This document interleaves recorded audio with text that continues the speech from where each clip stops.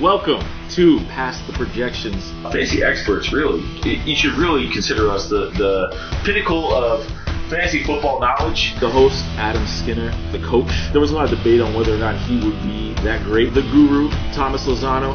Kid's a playmaker, like you touched on there for a second. Statman, Danny Pert. Definitely a touchdown threat. Love the frame, love what I saw from him. The wizard, Chris Roth. Solid player with good floors. The coach, the guru, the statistician, and the wizard. Talking fantasy football, Dynasty League specifically. I just come here because I like to talk. And if you want to listen to me, it's completely on you.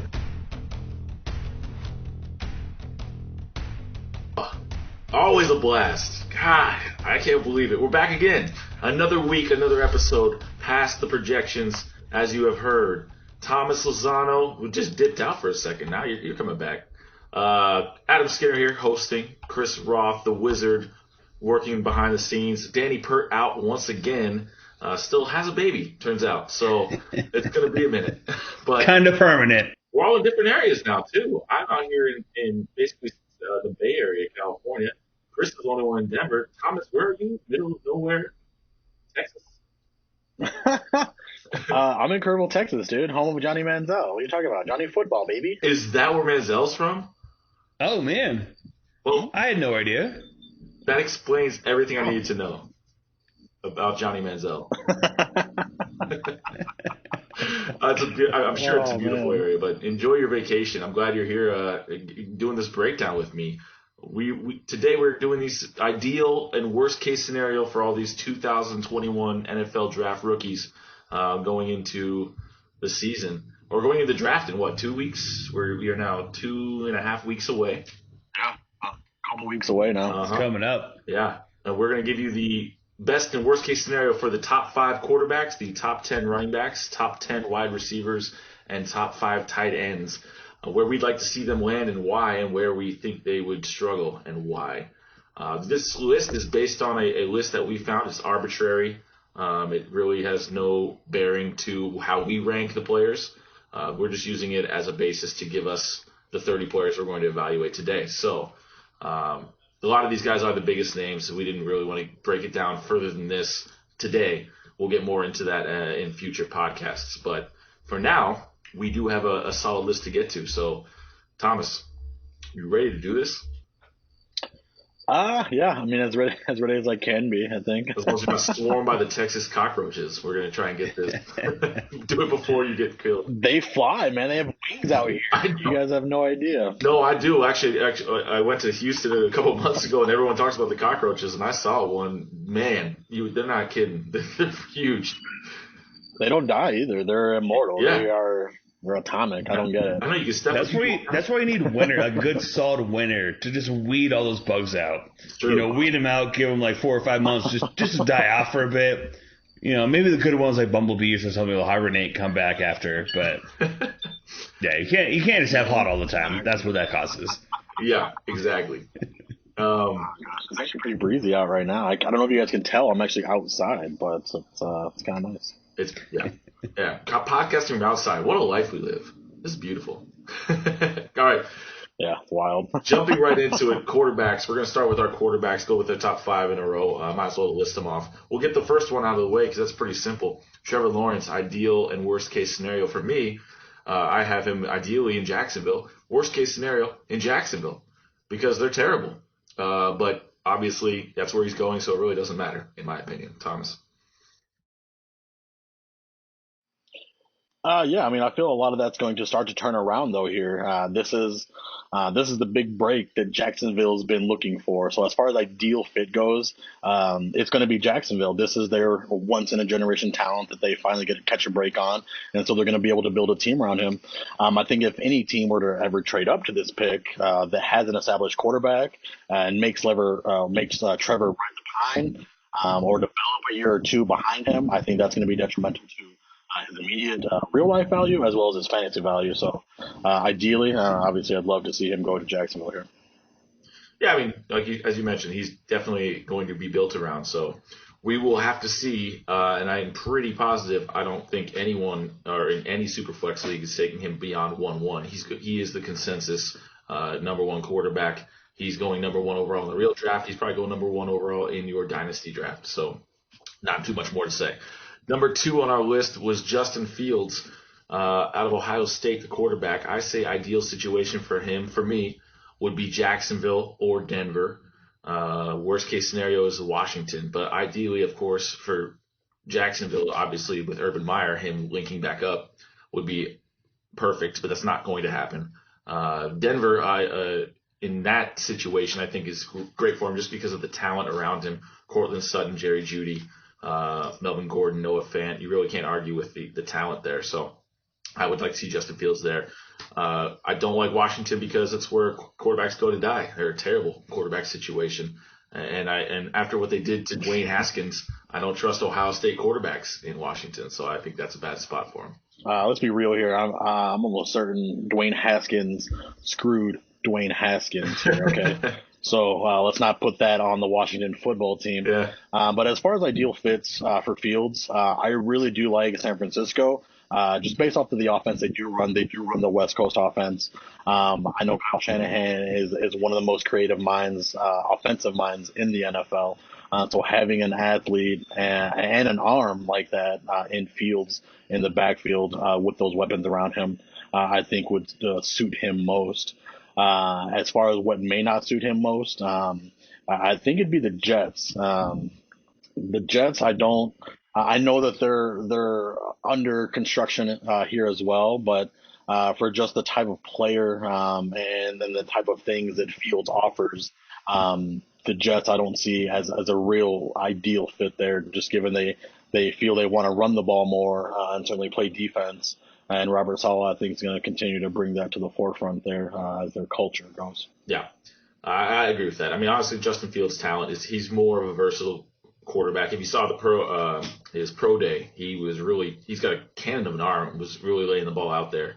It's really for him ideal situations are just going to be places he can with teams that will utilize his talents, all that he brings to the table. So I agree with you there. I'm not a big fan of the Jets situation, and he could be great in San Fran. And with everything that San Fran does with Deebo Samuel and Brandon Ayuk, all the trickery behind the line and misdirection, it could certainly suit him. Kind of the same way that Ravens offense suits Lamar Jackson. Yeah, Kyle Shanahan's a great mind. That's a great situation for any quarterback, really. And speaking of which, my next quarterback on my list is Trey Lance, and I think his ideal situation is San Francisco, just for that same reason as we mentioned.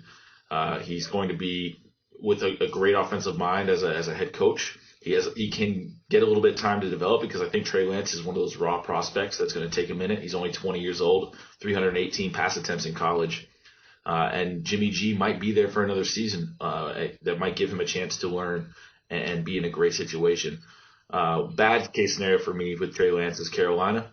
I just think it's you don't want to put this kid in a spot where he has to compete immediately. And with Sam Darnold there, well, I mean, whether or not the Panthers are still looking for a quarterback is up for debate. But if he lands in a spot where he has to compete immediately, it could really hurt his confidence. And I don't think that you want him in that kind of situation.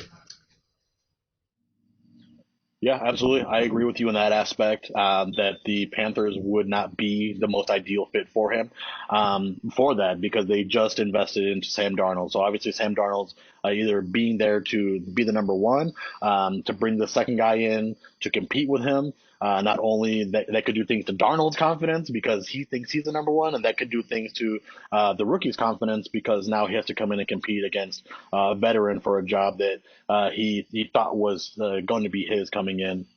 As far as an ideal fit, I would love to see the Broncos trade up for Trey Lance. Trey Lance, I believe, offers things that really would unlock that Denver offense. They've got playmakers on the perimeters. They have Jerry Jeudy, they have Cortland Sutton, Hamler, and Noah Fant work in the middle of the field there. Let Trey Lance unleash, his arm out here in Denver. I think ideally that would be a good spot, obviously for fantasy, in real life for his career trajectory and just the trajectory of the Broncos offense as a whole.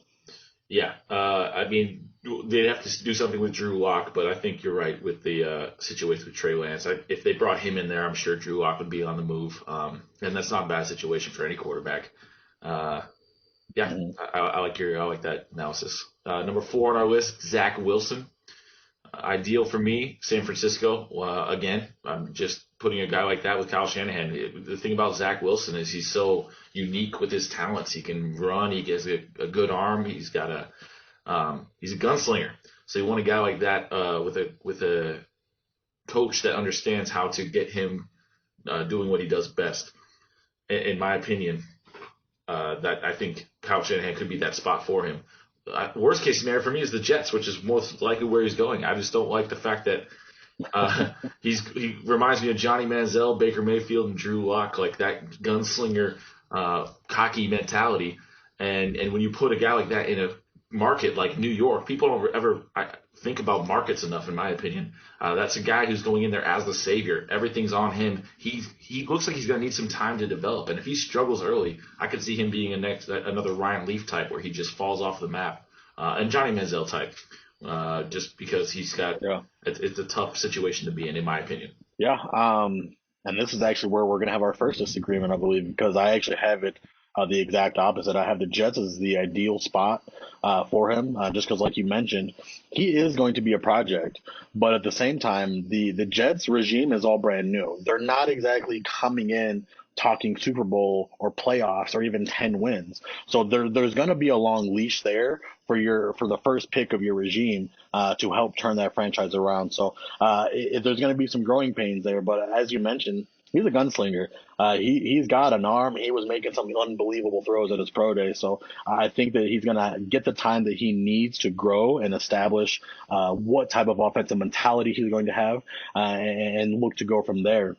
As far as an unideal fit, I would say the 49ers, because the Niners are in a position where it looks like they're built to win right now, and taking on a project in the prime years and in the middle of the Shanahan regime right now just doesn't seem ideal for the real life prospects as well as fantasy prospects. Yeah, I mean, I can maybe agree with you on the fantasy side of it because he will get a lot more time to play with the Jets. So if you're looking to draft a quarterback this year, he would be a much better option in New York. I just don't like that for his long-term prospects. I just think New York's going to eat him up and chew him out, whereas in San Francisco, he may not play this year, but now you're talking about him with Kyle Shanahan getting the quarterback that he wants. If he somehow falls to 3 there, I just see San Fran being perfect for his career, his trajectory. I don't know. Sure. I'm not a big fan of sending quarterbacks to the Wolves, like has happened to so many who go to New York. They just kind of get like Sam Darnold before him. They're kind of thrown out there, and it's for sure. Well, I mean, and that could also be attributed to the coaching staff. Again, I mean, Adam Gase has been hailed as quite possibly one of the worst coaches of all time, and so the fact he continues to get head coaching jobs is baffling. Yeah, right. Yeah, we'll see. I guess we'll find out really quick. One thing really interesting I see about the like we keep mentioning the 49ers as a landing spot. So they do have Jimmy G under contract through 2022, but his dead cap space is only $2.8 million this year if they release him this year, or 1.4. I mean, so he still has a pretty decent contract with them, but it's not that hard to move away from. Yeah, I think that's a big thing to think about when they're actually drafting their QB of the future. Jimmy G is not it necessarily, and he's not going to be that hard to move away from. Yeah, he's definitely not it. They moved up to 3 to get a quarterback. The real question is, are they just saying they might stick with Jimmy G to drive up some trade value, or are they saying it because they're actually meaning it? So I'm curious, but we'll find out. Number 5, we had Mac Jones at quarterback, the Alabama quarterback. For me, ideally landing in Atlanta. I think he's another quarterback that needs to develop, so giving him a chance to learn from Matt Ryan would be huge for him. And then you also have Calvin Ridley, Julio Jones, Austin Hooper. I don't mind that situation much. Sorry, not Hooper. It's Hayden Hurst out there. Hurst. That's not so bad. Yeah. That's a pretty good core to throw to. Worst case for me, Chicago. Once again, I think the same thing with these big markets. I don't like quarterbacks in big markets. Chicago's looking to get a quarterback, obviously, with only Andy Dalton and Nick Foles there anymore. And whoever they draft is going to be the savior of Chicago, like they always do with every quarterback they draft. And Mac Jones is no savior. I really don't like him in any situation where he's expected to be the guy right away. I really think he has the potential to be this draft's Josh Rosen as it is. So I don't like him in Chicago. Yeah, I would agree with as far as the ideal fit, which would be Atlanta, to take him with that 4 pick, to let him develop basically the remainder of Matt Ryan's career there, and learn those little things from the Pro Bowl quarterback, the Super Bowl quarterback that's going to have himself a nice prime core once Matty Ice is out of there. As far as an unideal fit, it would go back to the Carolina Panthers, and I don't think that they're going to make this move. I do think they're gonna pivot, but realistically, I think they would still like to have one of their young guys, or one of these young guys, as a quarterback there in their quarterback room. In the case that Darnold doesn't work out, I believe they can pick his option up this year. And I think he'd be locked up through next year, but they don't have too much tied into him after that, and so it's just one of those things where they wouldn't mind having a young guy to develop behind him or compete with him, but I don't think that's going to do anything for either one of the guys' confidence or fantasy value. Yeah, it's definitely going to be Mac Jones. To me, is probably the weakest of the 5, and I'm curious where he goes. I mean, after doing this research, really looking at these quarterbacks, I'm not really enamored with this quarterback class. I mean, after Trevor Lawrence, it really is kind of a lot of question marks for me. Too many, and there wasn't enough. I wouldn't say production, but just not a lot of wow moments for me from the quarterback class. Whereas somehow in the NFL every year, these quarterbacks get drafted higher and higher, with more and more capital being thrown at them. So we'll see how it shakes out. That's where it starts for the franchises. You know, exactly. It starts at the quarterback position for most franchises. Yeah, that's why everyone's looking for them. They're hard to find. I just don't know about these guys. We'll find out. I like, like I said, I only like one situation really. So we'll see how it shakes out. Running backs, moving on. We start with the big guy, Najee Harris, Alabama. Everyone talks about him. He's probably the number 1 prospect in Dynasty right now. He'll be number 1 off anybody's board, basically no matter where he goes, just with what he did in college. So ideally for me, I want to see him in Pittsburgh. He's big and powerful. Steelers didn't have that at all with James Conner. They needed a workhorse back. He is that guy that could be it. There, and you remember, Pittsburgh is a blue collar town. That's a blue collar back right there. I could see Najee Harris being huge in Pittsburgh. They love to run the ball. That's like, honestly, if he goes to Pittsburgh, boy, I would give up a lot to get that guy. And then bad scenario for me, Atlanta. I just don't think they run the ball enough. And I think Harris is, even though he's a good pass catcher because he can do it all, I don't think he has the speed to get open out of the backfield as much as an off-pace back that he would be, which with Todd Gurley still there. And I'm not a big fan of that situation for him personally. But I know you are. Todd Gurley's not there no more. Yeah, Gurley's out of there. Gurley's yeah, man. Yeah, hasn't signed anywhere yet. Yeah, I forgot about that. My fault. Yeah. I mean, as far as ideal situation, yes, Pittsburgh is where you'd love to see him because he encompasses everything that Pittsburgh wants out of their running backs. He will run between the tackles on first and second down, but also you don't have to take him off the field to bring a pass catcher in because he can also do that. So he could certainly end up being a 3-down bell cow, and in a place like Pittsburgh where we've seen the value of Pittsburgh running backs skyrocket in a matter of weeks. It's one of those things where he gets there and he starts to get those touches. We start to love that for PPR. We start to love that because of the touchdowns that he could potentially be racking up. Big Ben's not going to be airing it out as much, I don't think. But like I said, he encompasses everything they look for in all of their running backs on their roster currently. As far as a not ideal fit, I would not like to see him go to Tampa Bay. They're in the NFC South. It's the same thing. It's a lot of mouths to feed. I understand they locked up Tom Brady for this year and next, but after that, I mean, if Tom Brady's not there, what's going to be the new identity in that offense? You know, who's going to feed their superstar receivers, let alone potential superstar running back? You've got Keyshawn Vaughn there. They've got Leonard Fournette for another year there. And so it's just one of those things where I would hate to see him get plugged into something like CEH got plugged into last year and doesn't pan out like that number 1 overall pick should. But that's one of the places I would much rather not see him. Yeah, the absolutely. Bucs also did just sign Giovanni Bernard So that's going to be, some of those passing downs. That's going to be some of those blocking downs. He's going to be another mouth to feed there in that running back room. I didn't see the Gio. So I don't think they draft running back, but they're in that area late in the first where it kind of makes it plausible. Arians and Tom Brady specifically personally recruited him. That's got to say at least something. If not a locker room presence, at least a third down presence as well. Oh, definitely. He'll get touches there. Mm-hmm. Gio actually now that moves him up some charts, I'm sure. Second on our list, we have Javonte Williams, Pookie out of North Carolina. I don't know if you'd say better of the back.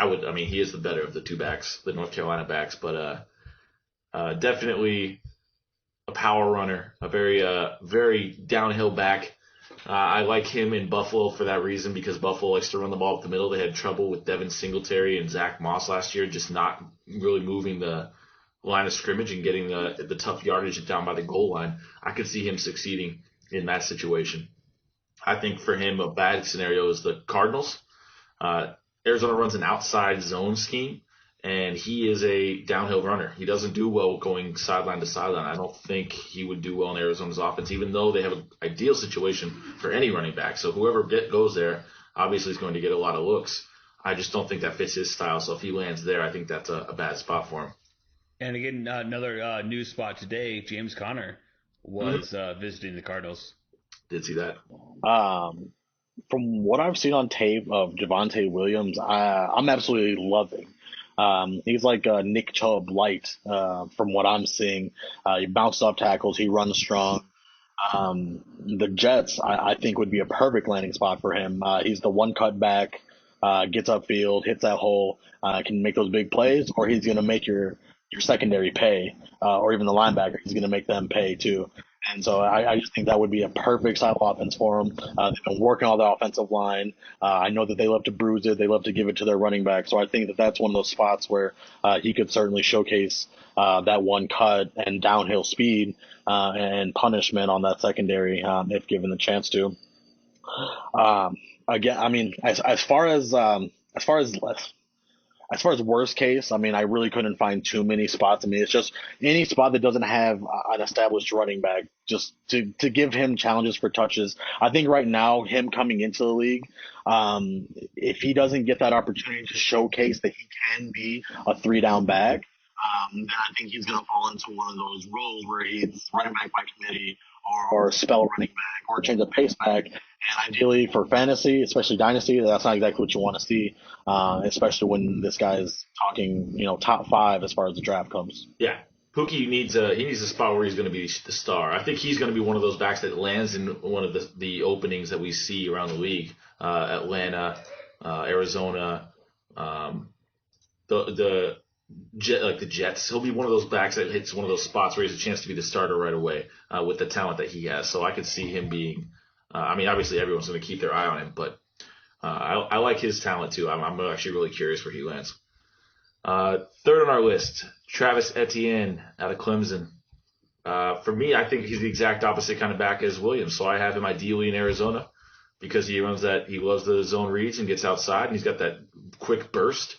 I like that you want a team that's going to stretch him out and get him moving, and then one cut downhill with how hard he runs. So I think Arizona, is really perfect for that. Worst case for him would be Buffalo, the exact opposite, just because they run up the mid. They need a power runner, and he'd just be another guy that gets washed at the line of scrimmage. So I don't really, and he's not a great pass catcher. So you don't need another back that just gets to the line and gets stuffed. And I think Etienne is not really built to be that power runner that Buffalo needs. So I wouldn't want to see him there. Yeah, I would actually like to see him in Atlanta, just because I think that he fits more what they do like to do as far as running the ball. We know that they're going to drop back and pass 50 times, but anytime they do run the ball, and we saw it last year with Todd Gurley, he wasn't getting anywhere because he doesn't have that one cut. He doesn't have that burst at the line of scrimmage anymore. So to bring in a guy like Travis Etienne, which he's showcased that for the 4 years he was at Clemson, and numerous times on the national stage in championship games, I would love to see him step up in that scenario and just take hold of that role because Brian Hill doesn't offer much, and Ito Smith doesn't offer much as far as the type of athlete, type of running back that Travis Etienne is. As far as the unideal or the not ideal, it would be Buffalo. I would agree with you on that one, just because I would hate for them to bring in another young running back and turn him into a running back by committee back when he's not that. They still have Singletary there.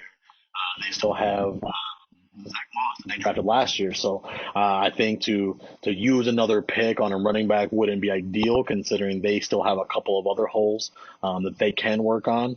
And at the same time, it turns into a huge timeshare where you're losing touches to at least two other guys.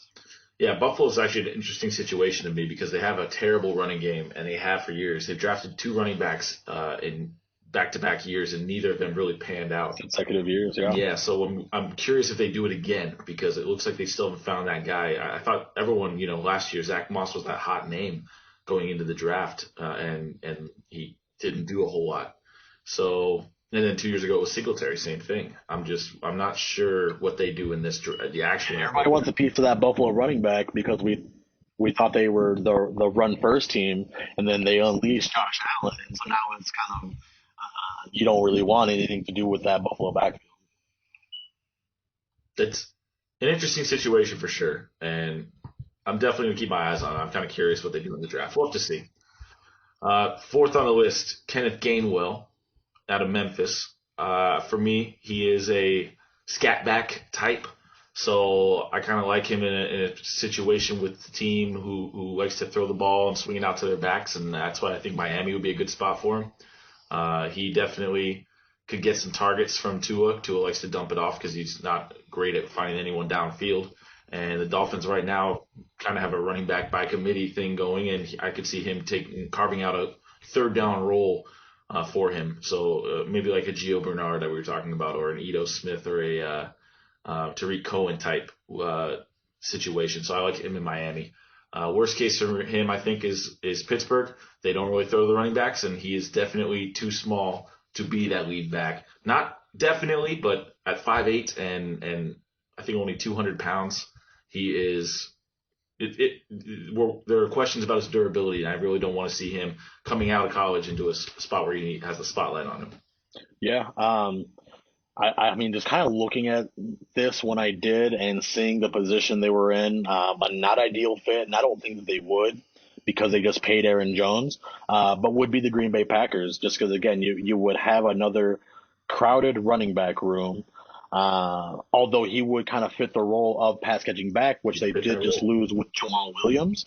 A.J. Dillon is not that, and so you paid Aaron Jones a ton. Do you let him get beat up for the next 2-3 years, or do you bring somebody in who can maybe take a little bit of that pass catching burden off of him?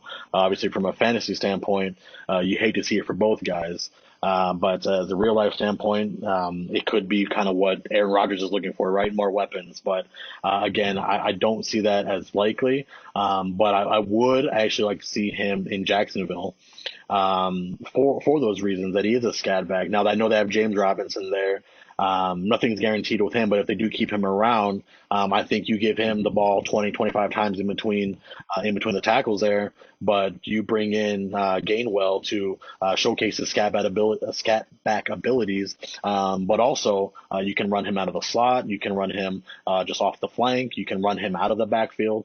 There's a ton of things you can do with him there, and I think he'd be able to get a nice role on first and second down if James Robinson does struggle. Yeah, I actually like Jacksonville a lot. That'd be a great spot for him. Urban Meyer does like to use his running backs in the passing game, and Jacksonville has an opening for that. And as you mentioned, it would take some more pressure off Robinson to save some tread on his tires. So I think it'd be a best case scenario for both running backs, actually, if he went to Jacksonville. I'd like to see that. That's a good idea.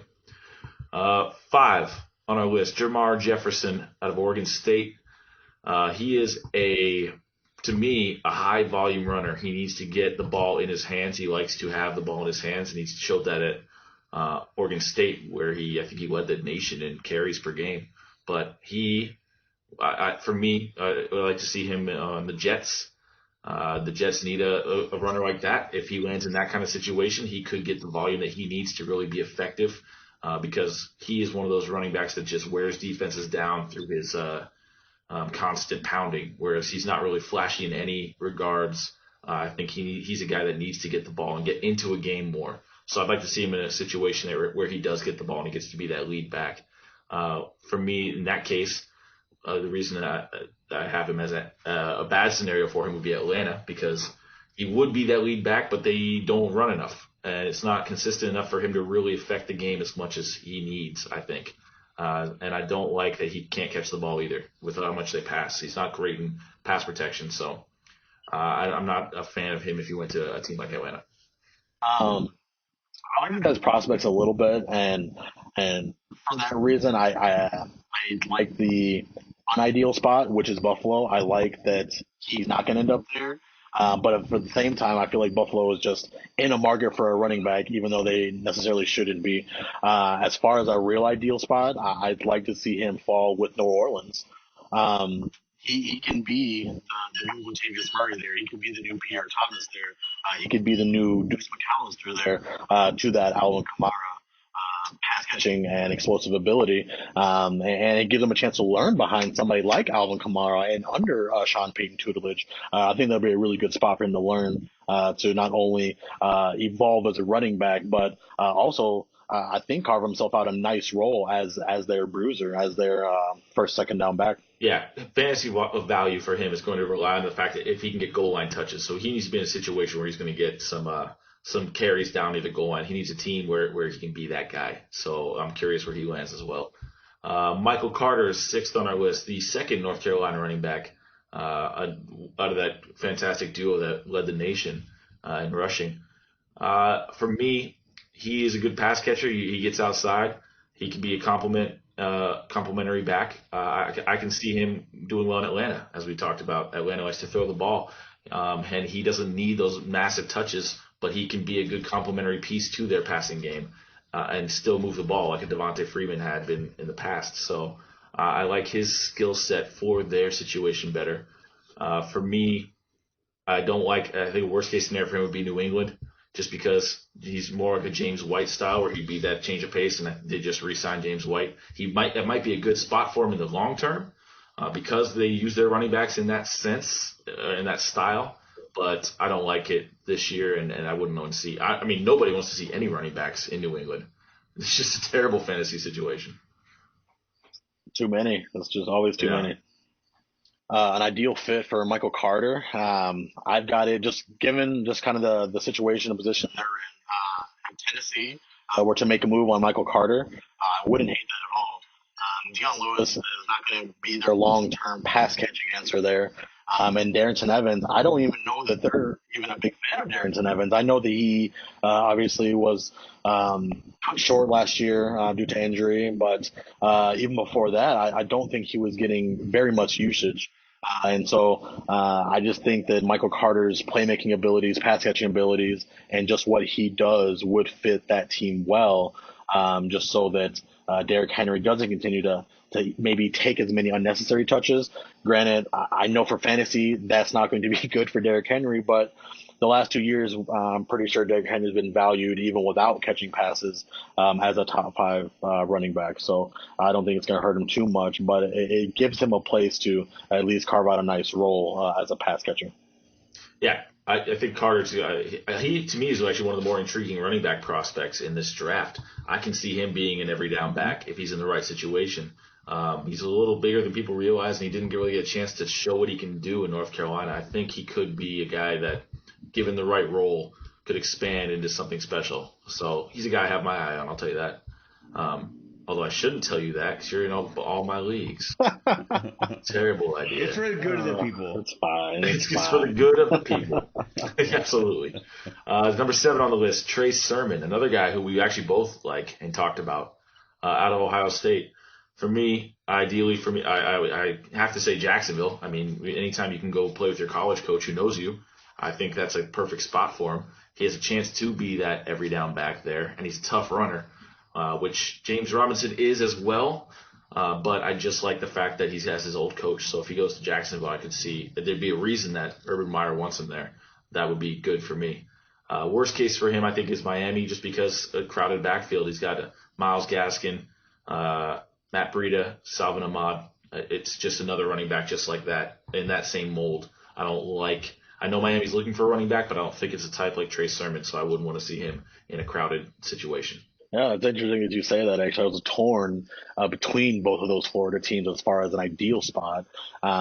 Just because in Jacksonville, like you just mentioned, he's going to be teaming back up with Urban Meyer. Urban Meyer knows how to utilize a player like Trey Sermon, and he would fit in perfectly with just the new culture, with the new scheme they've got going on there. But at the same time, in Miami, I mean, a lot of those guys you named, I believe that Trey Sermon is just a better running back than all of those guys, and so I could see him beating out all those guys easily coming into this season and being the number one there. And I would love that for him, because as we saw last year, Myles Gaskin was very valuable there for a second. Salvo Ahmad was very valuable there for a second. So the Miami running game is nothing to scoff at. So if he were to get to land there, I would love that too. As far as one of the places that I think might be looking at him, and I'd hate that he'd land, is the New England Patriots. Like we mentioned before, just because he fits a lot of what they like to do, which is a pass catching back. I believe James White he's still there, right? He just left, I believe. No, they resigned him. He signed with. They resigned him? Yeah. Okay. So, I mean, even then, you got Damian Harris there. They've got Rex Burkhead, I believe, is still there, and so they're just giving way too many guys not enough opportunities, and I would hate to see that happen to a player like Trey Sermon. Yeah, I think any of these backs going to New England, basically just write them off. You're good. Unless you want to get them for PPR if they're a pass catching back, but even then with James White, it's a headache though. You know, it's a headache just trying to figure out who's going to be the guy on which week. Yeah, and it could cost you one too many games. It cost me a couple seasons actually. I've had the New England running back duo trio, so or a couple of seasons. Yeah, Sony Michel. Oh man, I don't want to mention that. Anyway, I also want to go back a step real quick. We were talking Matt Breida. Just so everyone knows, he actually is with the Bills right now. Oh yeah. We can talk a lot about the Matt Breida type, but he is currently probably running back 3 with the Bills. But yeah, just wanted to throw that out real quick. Yeah, he's kind of that committee guy too. He gets thrown around to a lot of different. They opened up a spot in Miami. Sounds like it sure does. We're gonna have to see which one of these backs lands there. Chuba Hubbard next on our list. Oklahoma State, a pretty popular name amongst people who like to think they know things about sleepers. But the talent's there. Obviously, the guy put up fantastic numbers at Oklahoma State. Shows he can be the guy. I think he's probably, of these backs, other than Naji Harris, the guy who looks like he is the every down back more than he fits that role better than most. For me, that's why I want to see him in Arizona. Arizona needs that guy. He can be immediately come into a team that revamped their entire offensive line and put up big numbers. So if Arizona gets a guy like that, take notice. In that same step as we just talked about with all the backs in New England, that's why I have for him New England as a horrible situation. And doubly so because he also fumbles the ball. So that is one thing to watch for him. His hands, he needs to learn to secure the ball at the NFL level. But we all know in New England, you fumble once, you're done. So I would not like to see him there. You hit the nail right on the head there. His biggest detriment to his value this year was the fact he didn't come out last year. Otherwise, he could have certainly been the number one running back up the board last year. He's one of those guys that I believe he rushed for 2,000 yards in a season in college. And so you want to see that on your team. And the Cardinals, absolutely. If they get a guy like him, behind that new offensive line, you take the pressure off Kyler a little bit. Chase Edmonds is more of the pass catching back, just kind of change of pace back, as much as Cliff Kingsbury wants to talk him up as a potential bell cow. I think if he gets a shot at a Chuba Hubbard, I don't see how you don't pull the trigger on that. And for those same reasons, I would hate to see him go to just like a crowded backfield. And I mean, Buffalo's name keeps coming up, or even the Chiefs, I have come up as a potential suitor. But again, he's not exactly he's not I don't say the fit that the Chiefs would be looking for. I mean, he does catch passes, but I just don't think it's going to be real helpful for as value to go to a team like that where they do have a ton of mouths to feed, and you're potentially sharing touches with another guy at your position. Yeah, I like that you mentioned the Chuba Hubbard's talent. If he had come out last year, he definitely would be a lot higher on this list. So very, very interesting to watch another running back on this list to see where he ends up. Kylan Hill, next on our list out of Mississippi State, a hard runner. I like that he gets those tough yards. I like the way he hits the hole. I would like to see him in Buffalo for that reason. Once again, Buffalo needs that back that can power into the end zone. They haven't had it in the last few years. So I can see Kylan Hill being that guy stepping in and getting a lot of goal line touches early in his career, which could be good for his fantasy value. I want to see him on a team where he gets those opportunities, and I think Buffalo's a spot.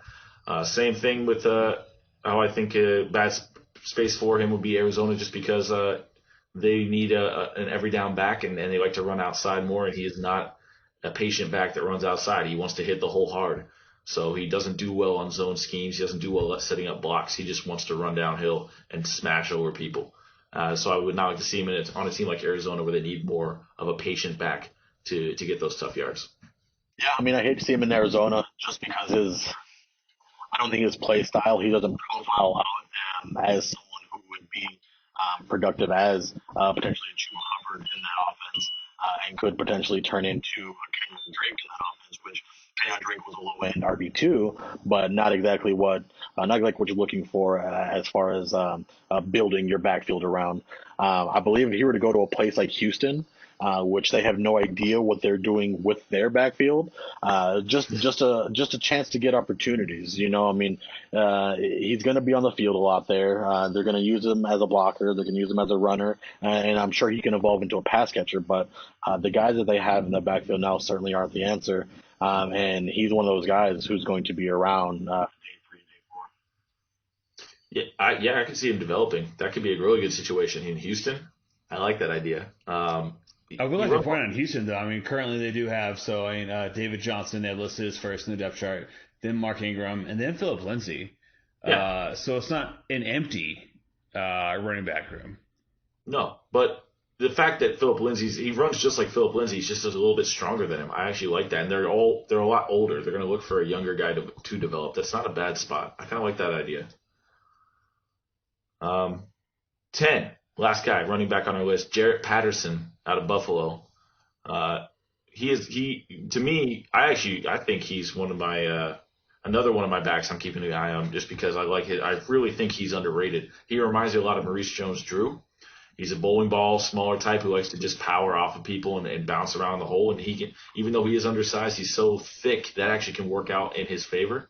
Therefore, I'd like to see him with the Jets, where he's going to get those chances to run the ball between the tackles and really be a guy to take over that team. Bad spot for him would be Tampa Bay, just because I see him as a smaller version of Leonard Fournette, and I don't think he'd get the touches that's Fournette's role in Tampa Bay. I know Tampa's looking for a running back, and I don't think it's Jarrett Patterson, but another guy I'm keeping my eye on just because of his running style. I mean, again, just kind of the positions and where the teams are kind of picking at. They've got other holes to fill, but the Giants, I don't think wouldn't mind having a insurance policy in the case that they lose Saquon for another year. Something happens to Saquon. I'm not saying that it's going to challenge Saquon for touches by any means, but just kind of given how he runs and what he does, I think being able to spell Saquon, I don't believe that any of these running backs in this draft are true 3-down backs in the NFL. And so just to have somebody like that behind Saquon Barkley, in the case of Saquon misses a week or two, Jarrett Patterson certainly has the chops to step in and take 20 to 25 touches if he needed to. As far as a not ideal position, it would go back to the Buccaneers again, just because they have so many different things that they're doing there. What's the offense going to look like in a couple of years? That's really the only thing I'm thinking about. I know they drafted Keyshawn Vaughn, and then they went out and signed LaShawn McCoy, I think 2 weeks later. So it's just one of those things where I don't know. I wouldn't have any part of. I know Ronald Jones is still there, and so it's just it's going to be a crowded room if they bring in another young guy there like Keyshawn Vaughn. Yep. This running back class actually it's an interesting year to me. I was not overwhelmed by the talent and the skill that I see. I see some interesting prospects, but I think this is not as talented of a running back class as a lot of people do. However, the NFL right now, there are a lot of openings for a running back to step in. I see some teams that a guy can, such as in Arizona and Atlanta, New York, the Jets. There are teams where guys are going to have an opportunity.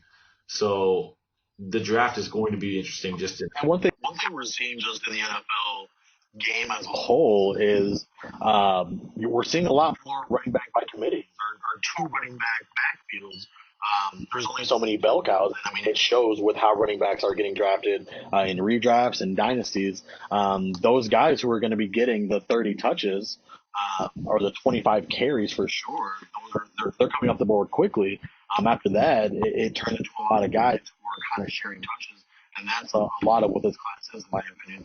Me too. I think it's just going to depend on landing spots. So, like I said, it's all about landing spots. I only see Naji Harris really looks like the only true running back to me, and even if he lands in the wrong spot, that could kill his value too. We saw that last year with CEH, going first rounder who just didn't really get an opportunity to play a whole lot.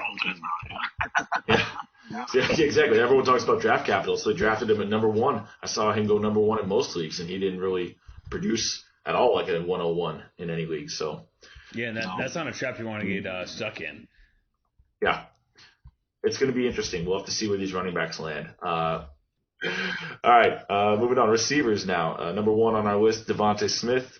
Obviously, what he did in the national championship game, just ridiculous. But he's got a few interesting spots for him, in my opinion. I think he's the kind of receiver that would excel in a spread offense because the really big question about him is just his lack of weight. He's only 170 pounds. So I would like to see him on a team like Detroit, who likes to spread the ball around, has a need for a number 1 receiver. He isn't going to have a lot of man coverage against him because Detroit goes through receivers so often. Actually, 66% of the time they run 3 receiver sets or more, which is one of the highest marks in the NFL. And then you're going to add in a receiver room that's not intimidating at all. I like him in that situation. Bad case on the contrary, of course, would be a team that runs the ball a lot. So Baltimore, I think, would be a terrible spot for him. They run 3 receiver personnel, I think the second least in the NFL. No, third least. But he's going to see a lot of one-on-one coverage. Teams are going to stack the box against Lamar Jackson and the running game, Gus Edwards and J.K. Dobbins. So I don't like him in that situation. It means he's going to have to beat the press, and that's the question with him. The really only question with him is whether he can beat press coverage. So I don't want to see him on a team that doesn't give him a chance to get open or be open. I believe he showcased last year. All year he can beat the press. But at the same time, we're coming to the next level here. And so I hate Detroit for him. Really? Don't get me wrong, they are looking for a number 1 wide receiver. I don't think he's going to profile as number 1 coming out of college. I'm not saying he can't become that, but you're also downgrading at quarterback there. I know they ran a lot of spread, but that was with Matt Stafford throwing the ball around. You've got Jared Goff in there now, which, don't get me wrong, he can still sling the ball around, but he's not Matt Stafford. And so it would just worry me to maybe have to build that chemistry right off the bat with someone like Jared Goff.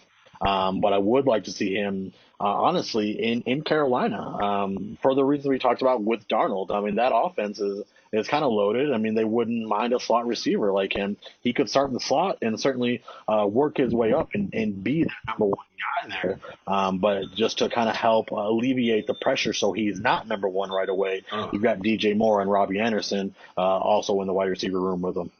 Yeah, you're insane if you think Carolina's a good spot for him. That's absolutely nuts, in my opinion. Are you kidding me? He's got DJ Moore and Robbie Anderson next to him with a questionable quarterback situation and C-Mac in the backfield. You want to put one of the best receivers in this draft in that situation? That's a terrible landing spot. Honestly, for his fantasy value, I think that shoots him out of the top 5 for sure, and maybe even beyond that. I would be willing to say that might be the single worst situation for him. Defend yourself. In my opinion, he profiles like a Curtis Samuel with better hands. Yeah, but I mean, they don't need Curtis Samuel. That's why they got rid of Curtis Samuel. Now they have Robbie Anderson. I wouldn't say they don't need Curtis Samuel, because obviously he was very productive for them last season. And had they not had Curtis Samuel, they could be further in the shitter than they actually are. Yeah, maybe. Look, if he goes to Carolina, there's some value that gets, I think, across the board. Carolina receivers, all of them, DJ Moore, Robbie Anderson. I don't know. We've been down on DJ Moore all season, it sounds like. So, how much more does it possibly hurt him? Yeah, well, yeah, it's fair. I don't like him anyway. But now you're adding another talent to feed in that offense with a quarterback who we don't even know if he is still okay. Nah, I think that's terrible. But if you're in real life, though, a 22-year-old rookie and then a 23-year-old DJ Moore, that's setting up Carolina for decent next 5 years at least. Robbie Anderson won't be there. Robbie Anderson won't be there. Exactly. Robbie Anderson won't be there forever, and so you got DJ Moore, Javonte Smith as your 1-2. Yeah, that's not too bad. I mean, Carolina runs three receiver plus 69% of the time on offense, and we know the new NFL is passing, so three receivers will get out there. I'll give you a little bit of a bet. No, I don't want to. He gets drafted in Carolina. I don't draft. Well, I'm also being rational, though, because that's around the area that they're picking, you know what I mean? That's right around the area that Carolina's picking, so don't be shocked if he goes there. Yeah, it's true. And freak out, you know?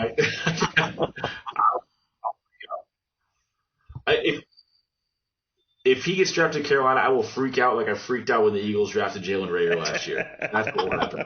So not at all? You got real excited. Don't lie to us. 0%. Don't lie to us and all of our fans. Come on. You got real excited. You loved it. I would have been more upset we passed on Justin Jefferson, dude. That's what I would be more upset about, that we passed on Jefferson. Not that we drafted Rager, but that we passed. Doesn't matter who you drafted after that, you passed on Justin Jefferson. Yeah, I wish I had the video of my reaction to that draft pick, because you'll know how I felt about it at the time. Lies. Number 2 on our list. Jamar Chase, interesting. I think he is the best receiver in this draft. I would draft him. I'm considering drafting him over a lot of these running backs. Just my personal opinion on him. So for me, I deal with him. Cincinnati. Yeah, we already saw what he and Burrow can do. If you want 15 years of what he and Burrow did in that 2019 season, I'll take that in half a second. And I know Joe Burrow sure does. So if we can get that situation, Jamar Chase to me is pushing for that 101 spot. I mean, obviously running backs are always more valuable, so they probably will take that with Naji Harris. But, boy, I would love that. Worst case scenario would be, as I had just mentioned, my terrible Eagles, because they are just – it's a bad quarterback situation. They kill receivers. And I don't like – I don't think there's a lot that kills Chase's value. I think his talent is so good. It doesn't matter where he goes. He's going to be great.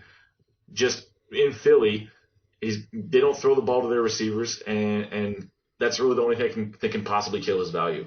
With Hurts, he was one of the least accurate quarterbacks in the league. I would not like to see him in Philadelphia, but he'll still be great no matter where he goes. Yeah, not ideal spot. If the Falcons were to go with best player available and take him at 4, that just crushes Calvin Ridley's value. It goes to show exactly what they might be thinking about Julio Jones. I think it crushes any of their tight ends' value. It's not good all around for fantasy. But as far as again, we're talking 1 and 2 wide receivers over the next 5 years, Calvin Ridley, Jamar Chase. That would be a very deadly combo. But ideally, I'm going to agree with you, and I'd love to see him in Cincy. Linking back up with Joe Burrow. Him and T. Higgins as number 1, number 2. Again, yeah, like in the next 10 years. Yeah. I like it a lot. Yeah. Chris, I know you have a lot of things. I'm going to let you talk for a minute. I got a couple things to say. You can see I was sitting there. So first off, in interesting Bengals news today, they just picked up Thaddeus Moss. He was dropped. He was an fucking undrafted player. He was on the Redskins. He just got dropped. The Bengals claimed him. So he's now a Bengal.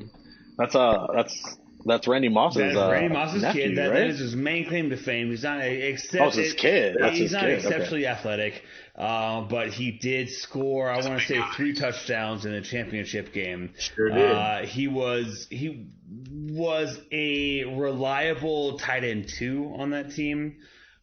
He's coming into the Bengals as probably the tight end 3. He's a big body. He's not as exceptionally fast or anything. But if they bring in Chase, so Chase, they need another guy outside.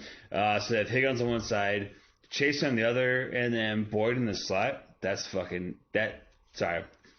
is nasty. Yeah, that is nasty. And then having Moss in there as well. If they actually keep Thaddeus Moss in there, I'm not opposed to turning into LSU North. Right. Like everyone would always say Burrow, but spell it EUX. Yeah, and right. I'm on board with that. Tigers and Tigers, man. It fits who are going from one college to the other.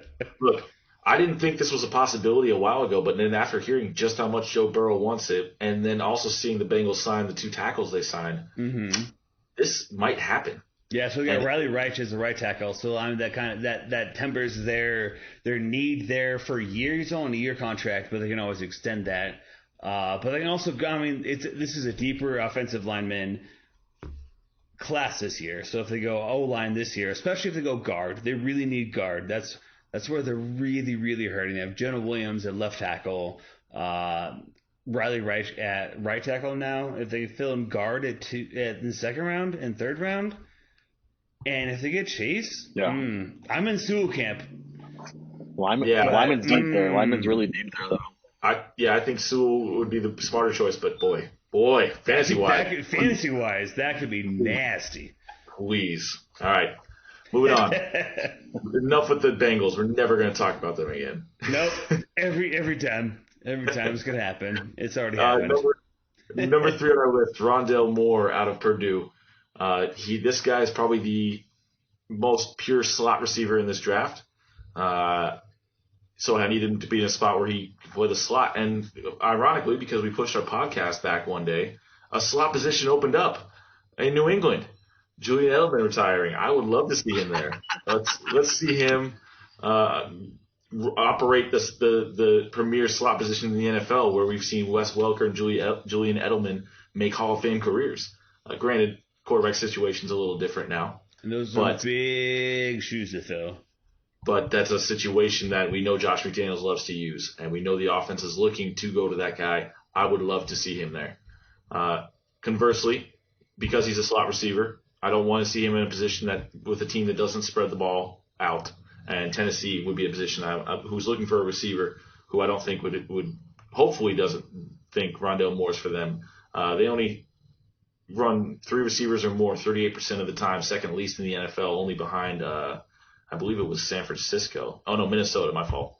But I just think it limits his effectiveness. You don't want to take a slot receiver and force him to be in a position he doesn't used to being in. So I doubt Tennessee drafts him, but that would be a bad spot.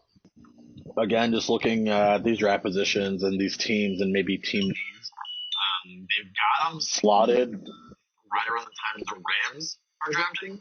I don't see that as a very ideal spot for him, though, just because they do have a Van Jefferson who I believe they really do like there. So, again, I don't see them necessarily drafting a high-end slot like Rondale Moore. And on top of that, you'd be at least 3rd in the pecking order behind Robert Woods and behind Cooper Kupp. And Tyler Higbee, if he ever comes alive, could potentially put him even lower on that pecking order. So I hate to see him end up somewhere like that. Honestly, I wouldn't mind seeing him end up somewhere like Baltimore, though.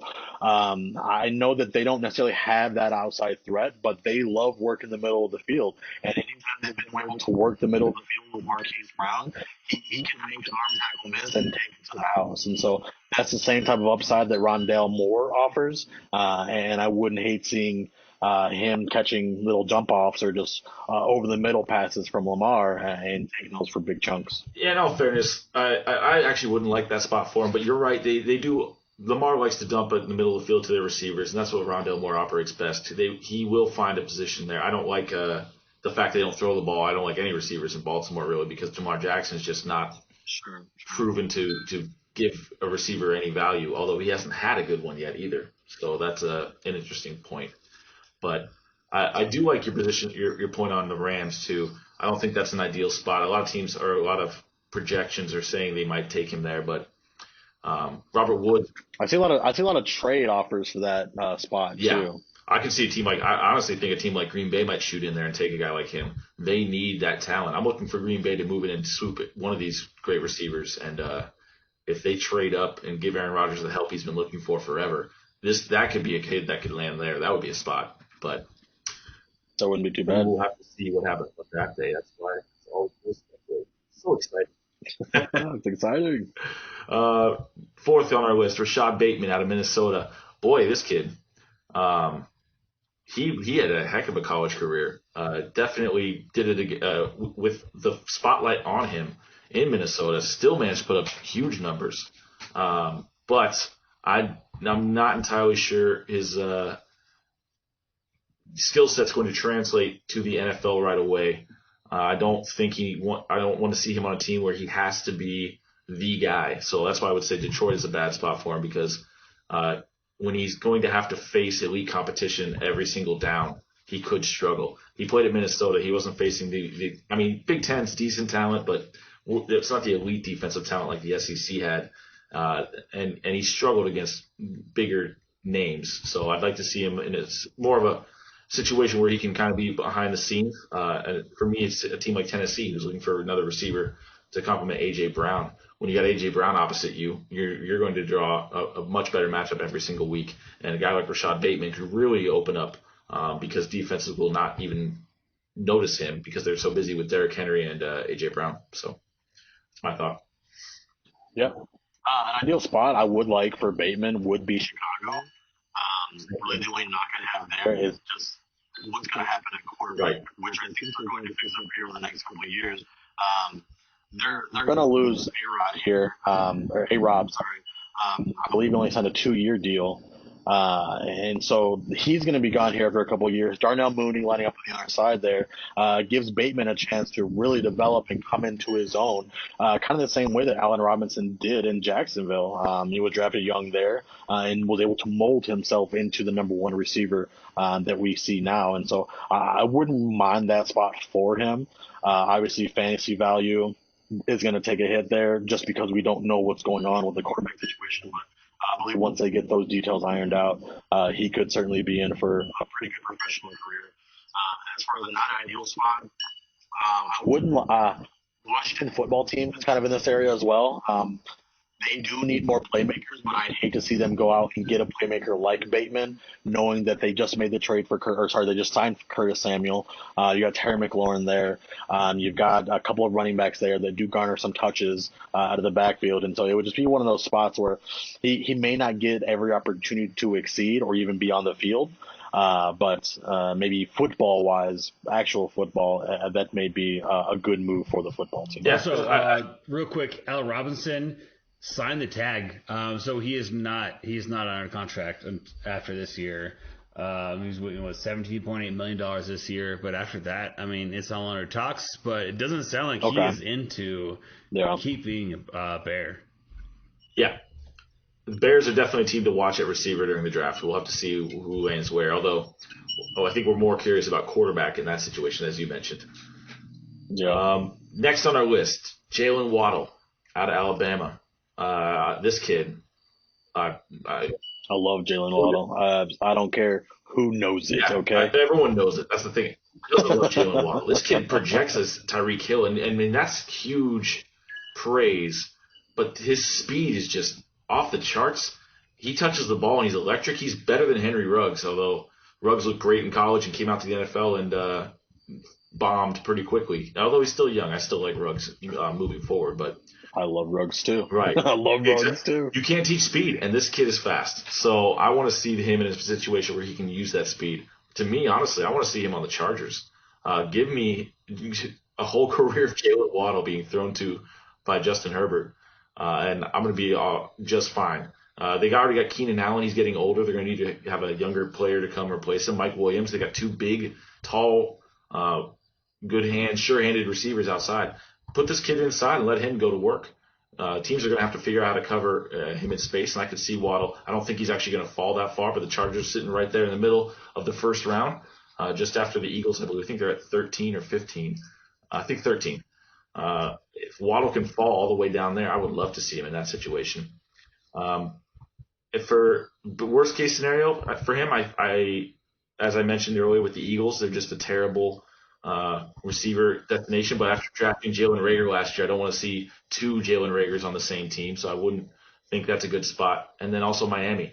For me, interesting just with Miami because they asked Jalen Waddle and Devonta Smith who they liked better as a quarterback, and both of them said Mac Jones over Tua. So I kind of want to – I don't think we want to put Waddle with Tua for his entire career after he just endorsed Mac Jones.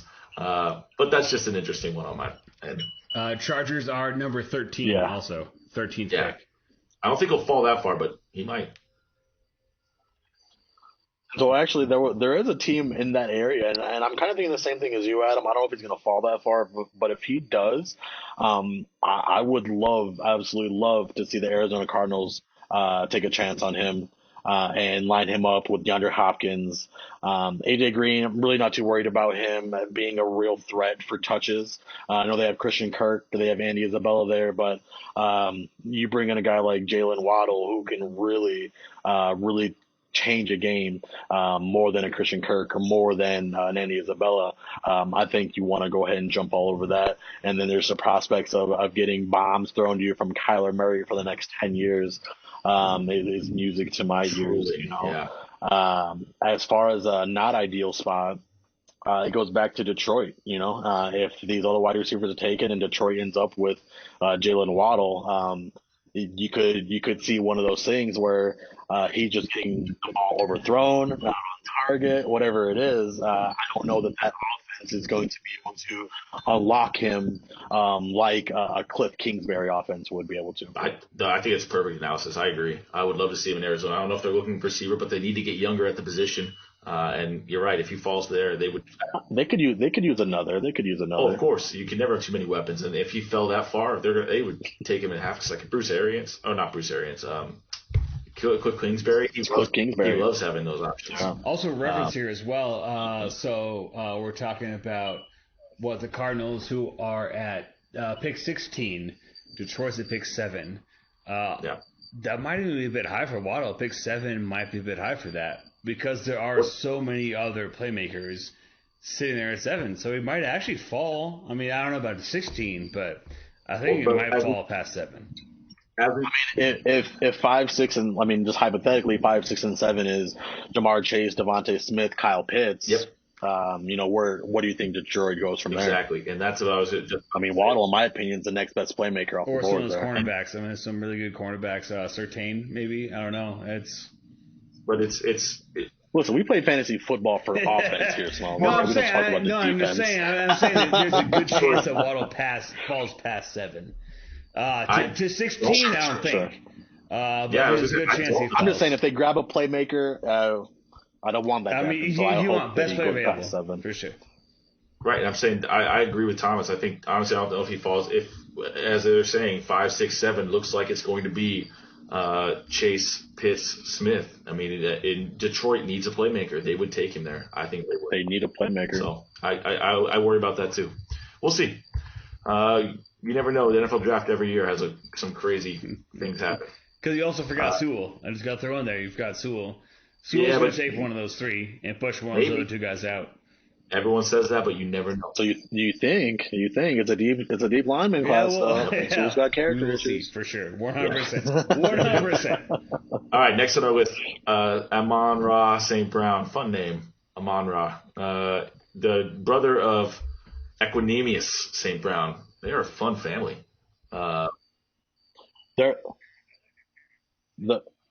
Their family is just super athletic. Yeah, they're just athletes among athletes in that family. Yeah, and on that same line, I want him to land on a team where they can utilize his talents because he can play all over the field. He can play from the slot. He can play from the outside. I would like to see him on a team like Jacksonville, where Urban Meyer gets a chance to really move him around in that offense. I know Urban Meyer likes to use his receivers creatively. He could really thrive in that kind of system. And then with a young quarterback, obviously, Jacksonville drafts high in the second round. I don't know if he falls. He probably falls that far. I don't know if he's going to be a first rounder. But I would like to see him in that kind of system.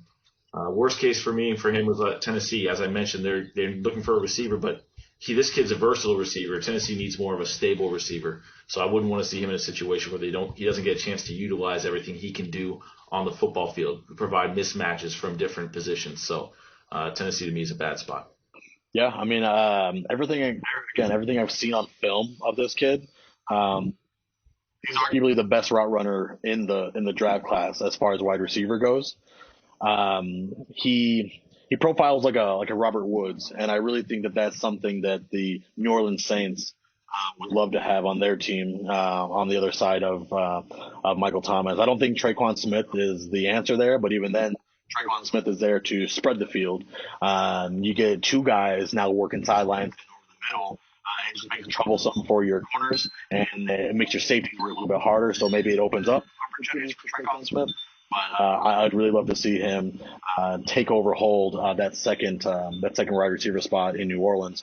As far as a not ideal spot, you just kind of touched on it there. I would not like to see him go to Tennessee, just because they do have A.J. Brown there. And to me, Amon-Ra St. Brown profiles as a possession receiver who certainly just needs those catches, and he's going to work over the field, he's going to work the sidelines. I think if you put him there with A.J. Brown, you're going to get kind of splitting the difference, I think, between the two, and it may not speak volumes for either one's real fantasy value. Yeah, definitely an interesting prospect though. He's so versatile. He can do a lot of different things, and as you mentioned, he definitely has a lot of talents that it'll be curious to see where he lands. Number 7 on our list, Terrace Marshall Jr. out of LSU. This kid's big. Honestly, I think he's one of the more talented receivers. The question for me with him is just, the question for everybody, I guess, is he that interested? He definitely stopped playing early and during the season. He looks disinterested at times when he's not involved in the offense. So I think he needs a spot where he'll be the guy and get attention. He seems like he needs attention. So Philadelphia to me. I'd like to see him go to my Eagles. He's going to get that talent, or he's going to get that attention. They need a big, tall, playmaking receiver. He fits that build. And he would definitely be the number one immediately, step into that role, and then possibly get some work with Jalen Hurts and see what they can do in Philly, even though Hurts isn't the best quarterback. I just like that for him in a situation. Worst case for me, it would be Baltimore. Once again, for a kid who needs to be the man, he would be the man there, but they don't throw the ball enough to their receivers. I don't think he's very interested in blocking. You can see it on his tape. He doesn't want to put in the work all the time. Now, granted, he got away with a lot because he was at LSU. Maybe he hits the NFL and all of a sudden it clicks and he's like, yep, I want to be the best player on the planet, because I think he could be. He's got that talent level if he really wanted to work at it. But I don't see him, if he goes to a team like Baltimore where he's not getting the ball all the time and not really a focal point of the offense, I don't know if he'd thrive in that situation. This is eerie, Adam. But it's I'm in agreement on both of those. No way. Philly needs a number one, and I mean ideally that's what they'd be looking for. He's got elite size. He's got elite speed. He's always played second fiddle there at LSU, and so maybe that's what gave him these character issues, if you will. We all know that wide receivers are divas, but to be able to basically take over a number one spot in Philly, where he would be the guy and look to be the alpha in that wide receiver room, I think would do wonders for his confidence and could do wonders for his career if he starts to build that chemistry with Jalen Hurts. As far as where I would not like to see him go, the Baltimore Ravens, just because they, like you touched on earlier in the podcast, they don't pass the ball a lot. And so I don't think that he's going to be necessarily treated as a number one. He's not going to get as many opportunities there because they love to run the ball with their running backs, as well as Lamar Jackson. I believe the most catches Marquise Brown had was 77 catches, I believe, in a season. So I don't think that's going to get the job done for him in a place like that. And so I would hate to see that elite size and that type of talent flake out, kind of there. Yeah, crazy. We agreed on something. That's wild. That's keep disagreeing. Yeah, back to disagreements. We'll get back to. I'm sure there's no way we agree on anyone. That's crazy though. If you want to see him in Philly too, let's see. I think that's a sign. I mean, they need a number one guy, and he just kind of profiles like he would fit in there. Yeah, he's a big guy. He's like an Alshon Jeffrey type, and if he can stay on the field and he can do what Alshon Jeffrey does, he can be very successful. That's exactly how I project him too. He's that exact type of receiver. Number 8 on our list, Elijah Moore out of Ole Miss. I think this guy has a good combo of strength and hands. He's got great hands. He's a possession receiver who can also get open. Does a good job of finding the holes in defenses. I would love to see him in Green Bay. I think Aaron Rodgers needs we mentioned earlier, that guy just needs someone to throw to. He would be great opposite Davante Adams, who's going to draw all the coverage and give this kid a chance to really make plays. His hands are probably the best in the draft. He catches everything, and it makes the highlight play look routine. So I really would like to see him with a quarterback like A-Rod throwing it to him. He could make turn a lot of heads. I think that could be actually a position where you might get some dynasty league value year one with him in that spot. Spot I would like to see him in is Chicago. Their quarterback situation just gives me a lot of issues, and he's not a very big receiver, only at 5'10", so he needs a quarterback who can hit him. It's hard to hit smaller guys. I don't know if Andy Dalton can do that over the middle consistently. So, and also with him in Chicago, Mooney, he's kind of like Darnell Mooney, who already kind of owns the middle of the field position. So I'm not sure Elijah Moore would be great there. That's not my favorite spot for him. Yeah, as far as where I wouldn't like to see him, and it's right at the end of that first round, the Tampa Bay Buccaneers. I know that they wouldn't mind having an embarrassment of riches on the wide receiver depth chart, but for his fantasy value and immediate value, I don't know that that's a real good spot for him. I mean, you're already behind the pecking order of Mike Evans and Chris Godwin. I know that they got Tyler Johnson there as well, which I think if they give him a chance, he could certainly be a breakout. But we're not talking about guys like that because they're buried behind the depth chart, and that's exactly, I think, what could happen to Elijah if he gets drafted there. Ideally, I wouldn't mind actually seeing him in the Tennessee offense, so that he can work over the field, and you let AJ Brown work the sidelines and be that number one guy. He could be the dump off. He could be their safety valve there.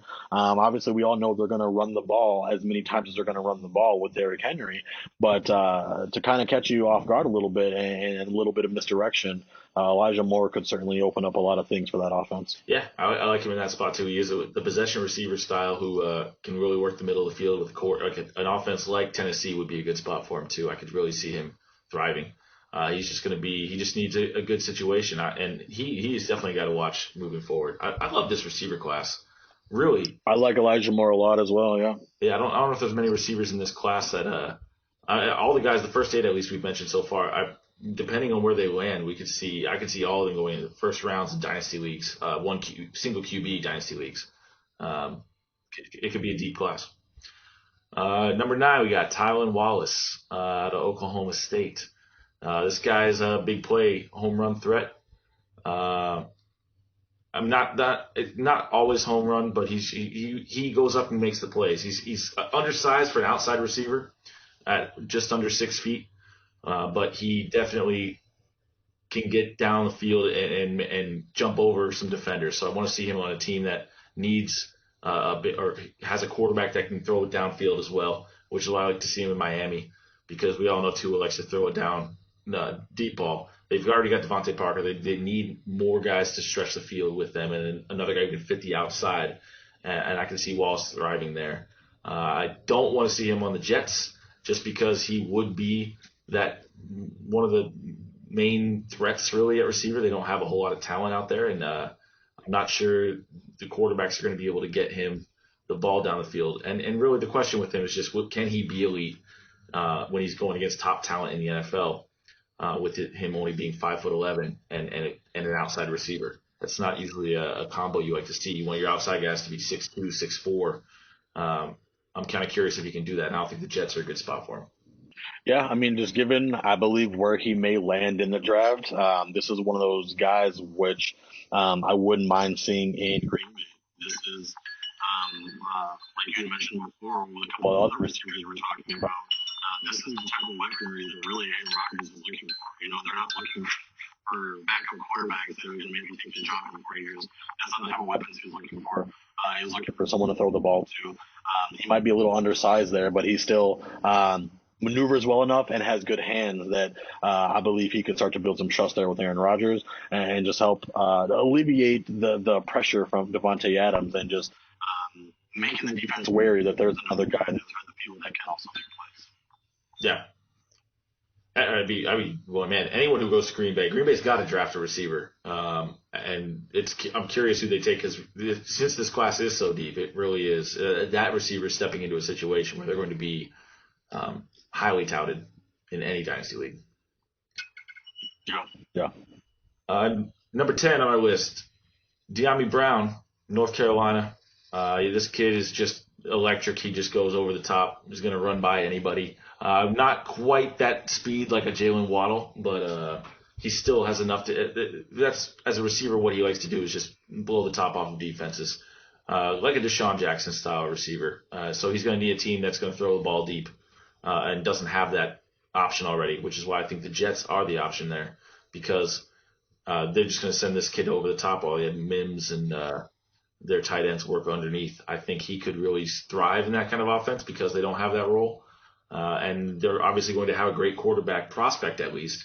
And if it's Zach Wilson, as everyone assumes it is, Wilson can definitely get the ball downfield. So I could see Dyami Brown being good in New York. Worst case scenario for him would be a team that has a lot of deep threats. So the Raiders. I don't think you want to see him in a wide receiver room with John Brown and Henry Ruggs. And then Darren Waller also as a tight end gets down the field a lot. So I don't think he projects to the Raiders. He doesn't really fit what they're looking for right now. But knowing the Raiders, how much they love speed, he actually might end up there. So who knows? But I wouldn't want to see him in that situation. The Raiders would be the non-ideal spot for him just because he'd be one of three of the same guys there. And it's going to be boom or bust each week for one of the three. We're not going to have real stable fantasy value there. So ideally, I'd hate to see him there. On the other hand, I mean, this might be a little unstable, but I think once they iron out their QB details, it could be huge for him if he went to New England and was able to carve out a nice little spot there. Kind of the way Aguilar is doing. I mean, Aguilar's not going to be there but 2 years. If he comes in and does a lot of the same things that Aguilar is doing but better, he could certainly be the number one receiver come a couple of years out in New England. Yeah, actually, New England would be a great spot. They do need a home run threat and a guy who can stretch some defenses. I like that for him too. Yeah, this receiver class, boy, I'm really watching this. This is what I think this draft is in Dynasty. You need to pay attention to these receivers, and there's a lot of talent. And beyond these 10, I mean, we're going to be talking about some more guys moving forward. But I think this might be the best receiving class I've seen in at least 5 years, and maybe longer. This is going to be a really exciting NFL draft for the receivers. Mm-hmm. Moving on, tight ends. We are now going to give our top 5 tight ends, and obviously everyone's talking about Kyle Pitts being the guy, possibly the best tight end prospect in history. He's going to be changed the game ever. This and this and this, and everyone's torn on Kyle Pitts and his value. I've said it before, and I'll say it again. I'd be surprised in any dynasty league, no matter where he goes, if he falls past the 5th pick in single QB leagues or the 7th pick in 2 quarterback or in super flexes. So, where would an ideal situation for a guy like that be? As I've said before, also I think anywhere he's going to succeed. But for me, I'd love to see him in Carolina. Carolina's got talent at the receiver position. They don't have a tight end. Carolina has used their tight ends in the past. Sam Darnold likes to throw to the tight end. And he's going to get the red zone looks. The tight end, the receivers in Carolina have a hard time getting into the end zone. Obviously, Christian McCaffrey does not, so he'll definitely take a few touches there. But if you're looking for some jump ball potential, Robbie Anderson's only 6 feet or 6'1" or 6'2", and DJ Moore also undersized as an outside receiver. Pitts would be that red zone target. I could see him thriving in that situation. I would love to see him in Carolina. I don't think that happens, but. The worst case scenario for me is Miami, where he is projected to go at 6. I just think the fact that he's going to be splitting time with Gesicki, and then also they already have the jump ball targets in Gesicki and Devontae Parker. I mean, that's what Parker does. He goes up and gets the ball. So we have a lot of red zone targets for these big, tall receivers in Miami. I think that would hurt his value, but he's still going to be good no matter where he goes. So. Yeah, I mean, I've got Miami as an ideal spot for him.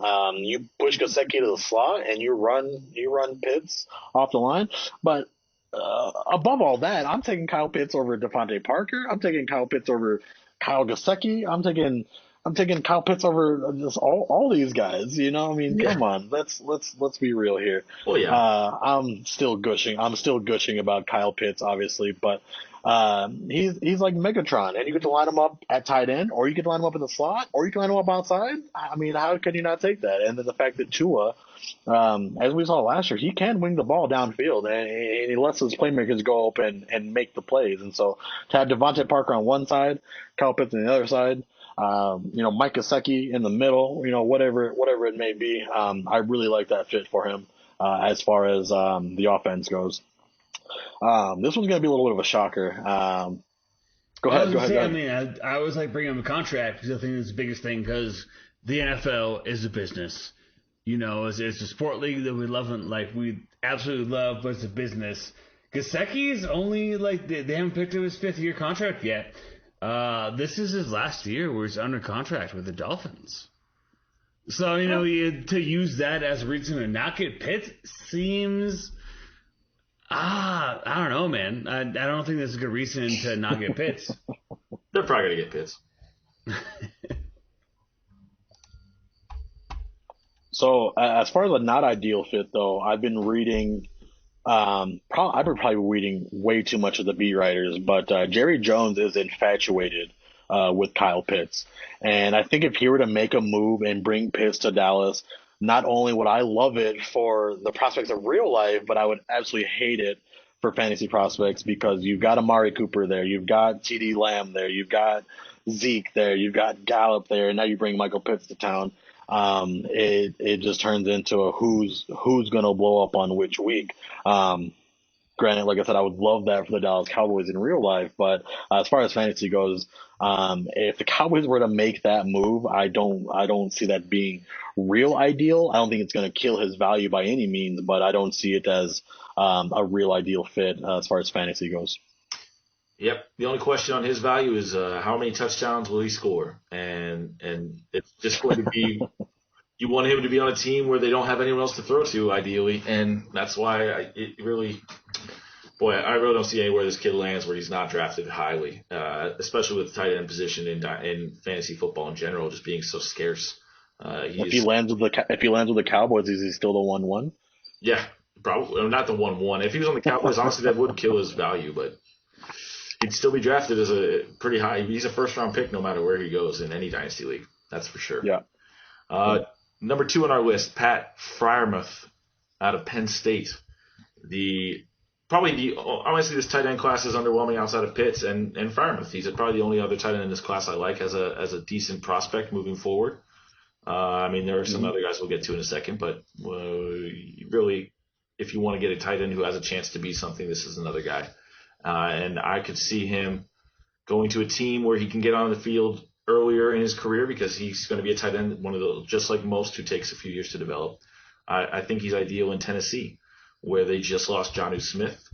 They run actually 2 and 3 tight end sets 60% of the time, or almost 50% of their plays are with double tight end or more. So I could really see him thriving in a spot where he doesn't have to be the number 1 right away, but he can get on the field and they target their tight ends. I just like that situation for him. I think on the flip side, a bad situation for him would be a Jacksonville Jaguar situation. They need a tight end. Urban Meyer is not a big tight end offense. His system in Ohio State never really produced. He likes to focus on his receivers, so I wouldn't want to see him go to a spot where he needs to be this elite tight end in a non-tight end system, which so many teams in the NFL these days don't really utilize their tight ends. And I think that's just the only thing holding him back. Yeah, I know Carolina has a couple more picks later in the draft. And ideally, that wouldn't be a terrible spot for Fryermuth. I know they have Ian Thomas there, who they drafted just a couple of years ago. But again, it goes back to I feel they upgraded at quarterback. I never was a Teddy Bridgewater believer, and I don't believe Teddy Bridgewater's ever been good at quarterback. But the times that we did see Sam Darnold play quarterback, he was utilizing his tight ends. He made Chris Herndon something. He made Ryan Griffin something.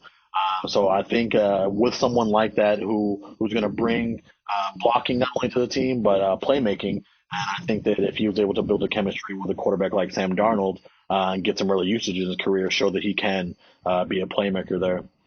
Absolutely. As far as a team I wouldn't like to see him on, and that would be where Sam Darnold came from, is the Jets, because they do have a couple of other tight ends there, and I think that they would just put him on blocking duty.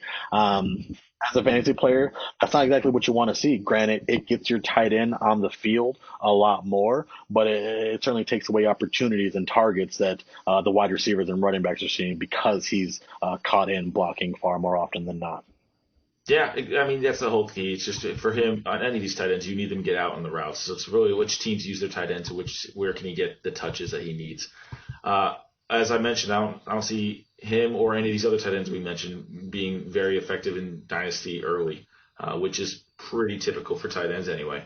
But it's all going to be about hopefully getting him in a situation where he can develop into the guy. And I think Fryermuth has a potential to be another tight end in this class that can actually make an impact in fantasy.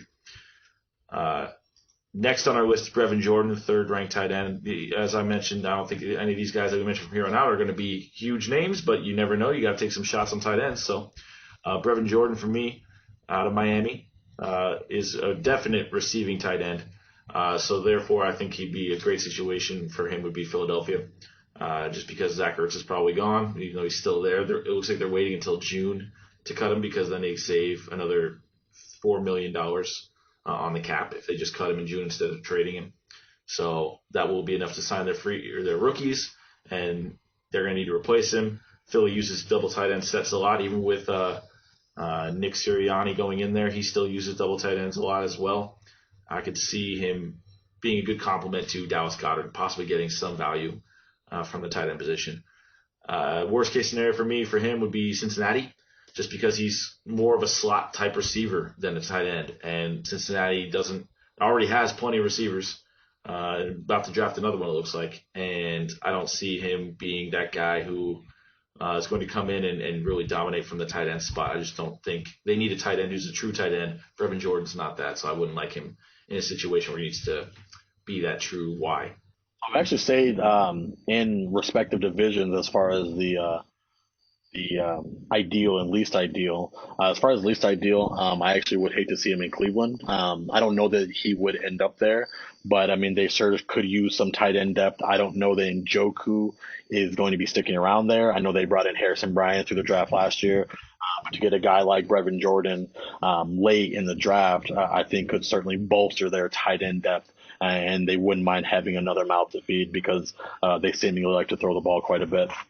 As far as an ideal spot, I think Washington would be ideal for him, just because it gives him a chance to go behind a Logan Thomas. And if Brevin Jordan shows that he can be a Logan Thomas 2.0 and 8 years younger, I think that he's found himself a good spot. But the quarterback situation obviously is murky for the next couple of years until we figure out what they want to do there. And until we figure out a little more what the offense wants to do. I know that I'm excited about the offense this year.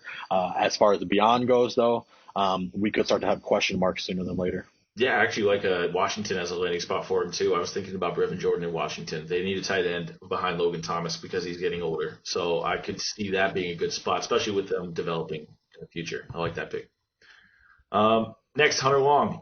Fourth tight end on our list. Hunter Long out of Boston College. Another, just like these other tight ends, are big-time receivers, so we're looking for him to be into a passing offense. I want to see him in L.A. with the Chargers. I would love to see the Chargers need to replace Hunter Henry. Hunter Long's not going to be the one to step in there right away because he needs some time to develop as a blocker, but that's a good situation. And I like, obviously Justin Herbert. You can't complain with a rookie quarterback, a younger quarterback paired with a younger tight end. It could be a good combo moving forward. And then worst case scenario for him would be a team like Tennessee, in my opinion, where he needs to block a lot. because I don't think he sees the field. He's actually probably one of the worst blockers of the tight ends that we are going to discuss. So I don't think you put him in a situation where he's going to be required to learn by helping the run game. He's just never going to see the field. I don't want him in those places. I want him on a team that utilizes his pass catching talents, especially for fantasy anyway. So Tennessee would be bad. It's interesting you say that because I actually have that as an ideal spot for the fact that he'd be able to actually blossom as a playmaker. Right. I don't think that they need to bring tight ends in to help block. They just played last year. Derrick Henry ran for 2,000 yards and didn't necessarily bring in a ton of blockers. You know, they have got a good, solid core on the offensive line. And I think if they were to bring in, what's his name? I'm so sorry. Oh, sorry, Hunter Long. Yeah. Hunter Long, that's right. I was going to call him Boston Long for some reason, but he's out of Boston College, right? Yep. It would just give him a chance to go and be the unquestioned number one tight end there. Maybe they don't ask as much of him from a blocking aspect because they're getting it done with who they have, and it allows him to just kind of soak up those 6-7 targets, whatever they may be, turning into 40-50 yards here and there. But I'm not too excited about it. It just seems like an ideal fit. Not ideal, though, I believe would be a place like Chicago where they did just invest in a Cole Kmet. I know that they do like to run 2 wide receiver sets, and for the reason that we've talked about, his lack of blocking ability, I don't think would fit in there because they still ask a ton of Cole Kmet as far as blocking goes, and when Jimmy Grant was there, they asked a lot from him as far as blocking goes. Yeah, no, and the Tennessee one is definitely a back and forth for me. I think it's a bad spot because they do block and it'd be hard for them to see the field a lot, but they also use their tight ends as playmakers, so that it will be a good spot for whatever tight end lands in Tennessee. They're one of the teams that runs double and triple tight end sets more than anybody, so I'm curious to see who steps in for that Jonnu Smith vacancy in Tennessee. And I mean, granted, tight ends aren't great in Dynasty or in any fantasy league, but the Tennessee situation is one to keep your eye on. Number 5 on our list, Kenny Yeboah out of Ole Miss. Is that how you say his last name? Yeboah? Yeboah? Yeah, that's how I have it down, Yeboah. I'm going to have to work on that one. We'll figure that out. Mama. It's Yabwa, but yeah. Yabwa. We will get there. But he, for me, is definitely. We're calling him Kenny Yeboah. Yes. Definitely he's kind of an in-between tight end. This guy's actually looks like an all-around tight end, but all-around not great. So he's going to take time to develop. It's just he doesn't have the best hands and it isn't the best blocker. He's just one of those tight ends that can develop into a good, solid NFL player. But I really don't like the sound of any of this for anything in fantasy. So I'm going to need endorsement right there. Yeah, no, I need him to be in a situation with a team that needs an all-around tight end badly to really make him valuable. So I'd say for him, Arizona would be a good spot just because they have Dan Arnold getting older and they need a tight end to kind of step in and maybe develop into something. I think they lost Dan Arnold, actually. Did Arnold leave? Yeah, so they have a vacancy then. I don't think Arnold's even on the team. Right. They need a tight end, and I could see him getting a chance to develop into something in that situation where they don't really rely on their tight ends very much. I think he'd thrive on a team that doesn't have anything really preventing him from getting on the field. Cardinals, the first tight end listed on the depth chart as of right now is Max Williams. Max with 2 Oh, right, Max Williams. I forgot about double Max. Yeah, but yeah, he has a chance to develop behind Max, and Max is a good tight end. I would like to see him in a position where he can learn, because I don't see him really developing into too much at the NFL level. And worst case scenario for him, for me, would be Minnesota. They need to replace Kyle Rudolph. I could see them drafting him. He's a good, like I said, good solid blocker, but I don't think he'll ever beat out Irv Smith. And especially with Irv Smith stepping into his prime, I think that would hurt both of their values. And I just don't want to see him in a situation where he has to have, or he has someone in front of him. So for Kenny Yeboah to be really valuable, I think he needs to be in a chance to be the guy.